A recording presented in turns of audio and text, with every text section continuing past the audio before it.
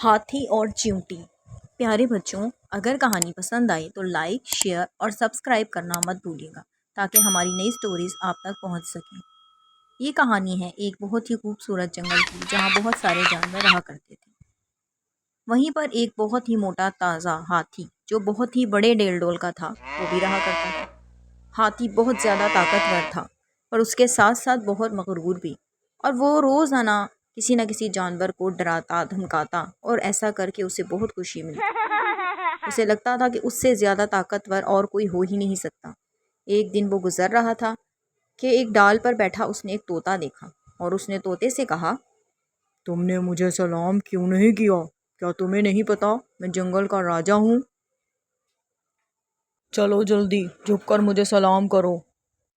یہ سن کر طوطا بولا، میں تمہیں سلام کیوں کروں؟ سلام کر بھی دوں تو میں جھک کر سلام ہرگز نہیں کروں گا۔ کیوں نہیں کرو گے سلام؟ اب دیکھو میں تمہارے ساتھ کیا کرتا ہوں۔ یہ کہہ کر ہاتھی نے اس درخت کو زور زور سے ہلانا شروع کر دیا۔ اتنی زور سے درخت ہلایا کہ درخت ٹوٹ کر گرنے لگا اور بیچارہ طوطا وہاں سے اڑ کر چلا گیا۔ ایسا کر کے ہاتھی کو بہت خوشی ملی اور اسے لگا کہ مجھ سے زیادہ طاقتور اور کوئی ہو ہی نہیں سکتا۔ میں جب چاہوں جو چاہوں وہ کر سکتا ہوں۔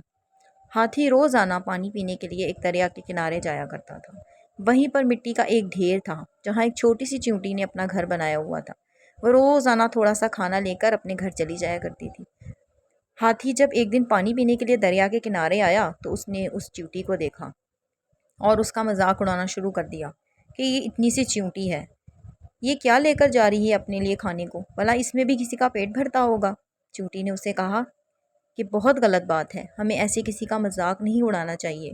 اس پر ہاتھی کو غصہ آیا اور اس نے کہا، اچھا تو یہ بات ہے۔ اس نے اپنی سونڈ کے اندر خوب سارا پانی بھرا اور پانی بھر کر اس ننھی سی چیونٹی کے اوپر پھینکا، جس سے اس کو بہت زیادہ پریشانی ہوئی اور وہ بیچاری ساری بھیگ گئی اور اس کا سارا کھانا بھی ضائع ہو گیا۔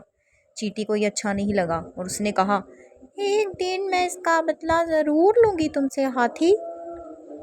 ہاتھی کو اس بات سے کوئی فرق نہیں پڑا کیونکہ اس کو لگتا تھا کہ چھوٹی سی چیونٹی میرا کیا بگاڑ سکتی ہے۔ وہ یہ کہہ کر وہاں سے چلا گیا اور چیونٹی بیچاری اپنے گھر چلی گئی۔ اور ایک دن ایسا آیا کہ جب ہاتھی دوبارہ سے وہاں پر پانی پینے کے لیے آیا اور وہاں آ کر تھوڑی دیر کے لیے سو گیا۔ جب اس کی آنکھ لگ گئی تو چیونٹی خاموشی سے اس کی سونڈ کے اندر داخل ہوئی۔ ہاتھی کو اس بات کا علم بھی نہیں ہوا اور وہ اس کی سونڈ کے اندر داخل ہو کر اس کی سونڈ میں جا کر کاٹنا شروع ہو گئی اور اتنی زور زور سے کاٹنے لگی کہ ہاتھی کو تکلیف ہونا شروع ہو گئی۔ ہاتھی درد سے تڑپنے لگا اور تڑپتے تڑپتے اس کی یہ تکلیف اتنی بڑھ گئی کہ اس کی آنکھوں میں سے آنسو بہنا شروع ہوئے۔